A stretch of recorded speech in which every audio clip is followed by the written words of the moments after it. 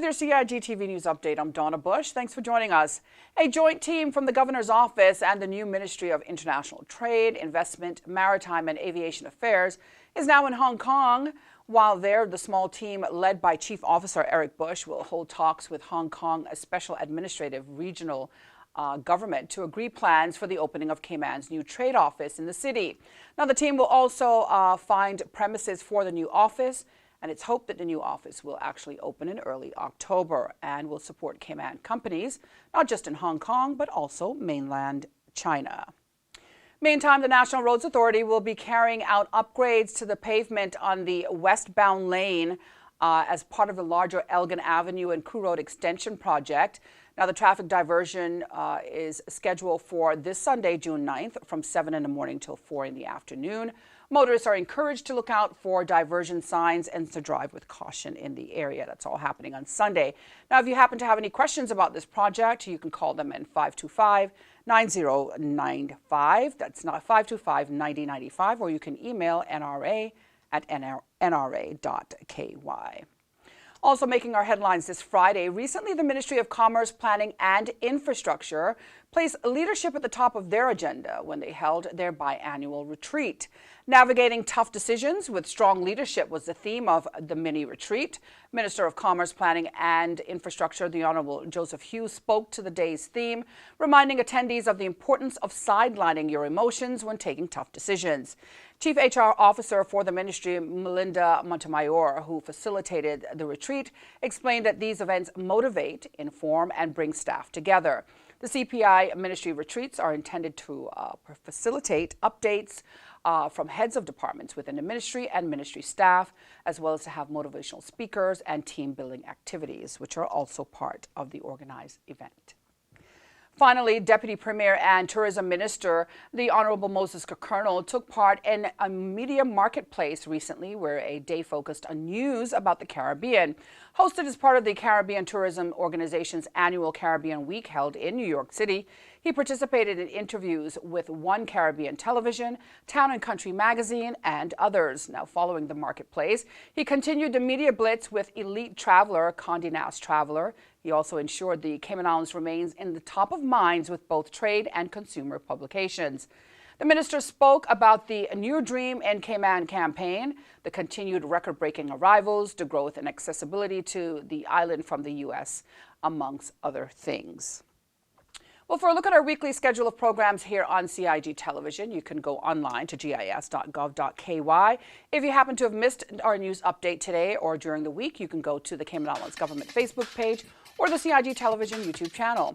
I'm Donna Bush, as always, thanking you for joining me today and throughout the week. I wish you a safe and wonderful holiday weekend and invite you back here again on Tuesday.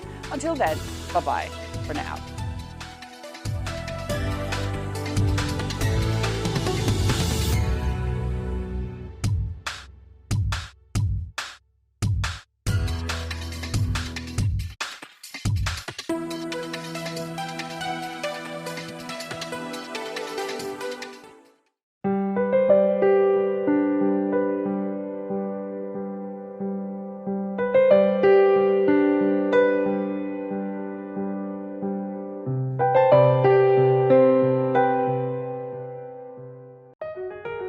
Did you know that planning permission is required for a shed?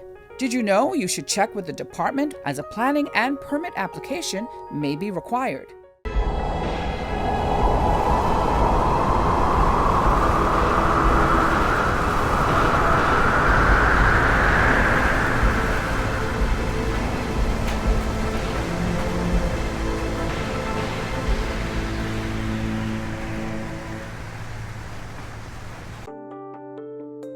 Did you know planning permission is required to clear land by mechanical means?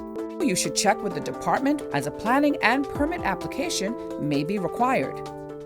Boating, fishing, and water sports in the Cayman Islands are great, but keep a cool head. Here are 7 tips for fun and safe sea outings. Number 1. Use a checklist to plan your outing.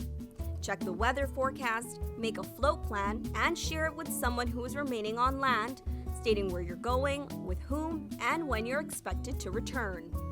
Visit your nearest marine supply store to get your safety gear. This includes signaling mirrors, whistles, and a flare kit.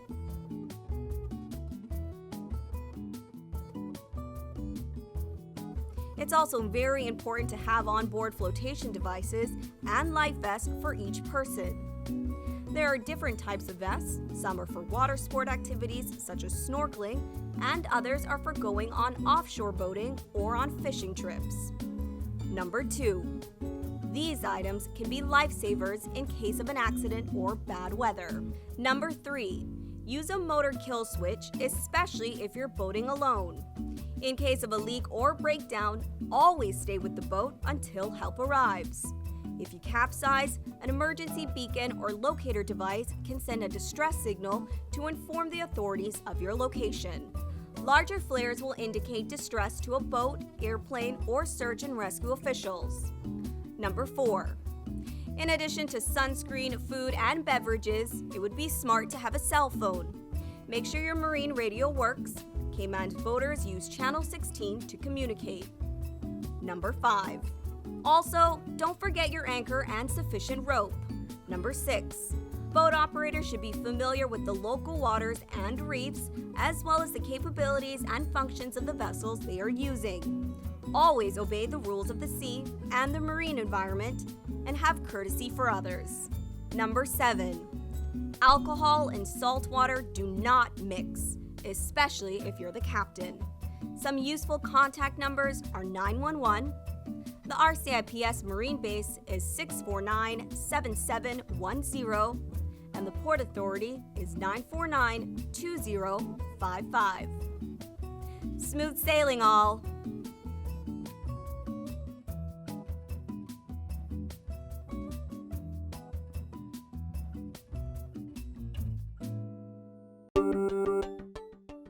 Did you know that planning permission is required for an addition, alteration, or any material change to your house? The 10% rule no longer exists. Did you know you should check with the department as a planning and permit application may be required?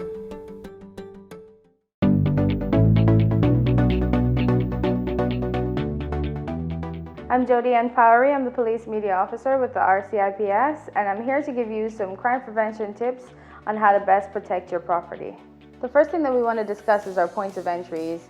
Let's start with the front door, and then we'll move on to the windows, and the back doors or sliding glass doors. The first thing to consider is the front door. This particular front door has 2 deadbolt locks.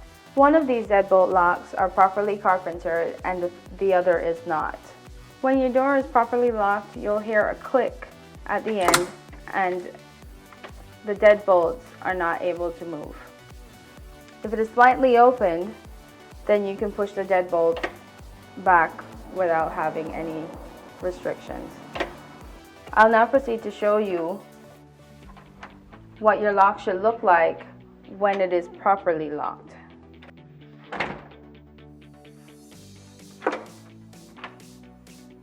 When it comes to your windows, you want to make sure that your window is locked all the way down, because even though the lock is on, if it's not all the way down, it can still be pried. The proper way to lock the window is to make sure that the window goes all the way down to the seal and then you pull across the lock.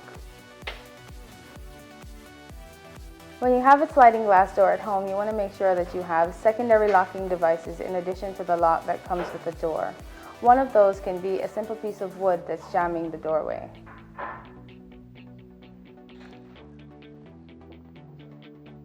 We want to encourage you to ensure that you don't make things easy for burglars who are looking for opportunities to break into property by leaving your property out in plain view. Some of these items are your car keys, your electronics, and your handbags. Make sure that you put these properties away when you're leaving the house or when you're going to bed.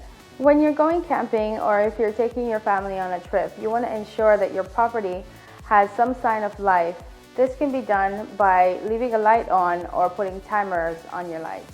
And we want to ensure that our family homes are safe. In order to do so, we encourage that people take the proper precautions by starting up neighborhood watches or encouraging family members or persons they trust to check on their properties while they're away.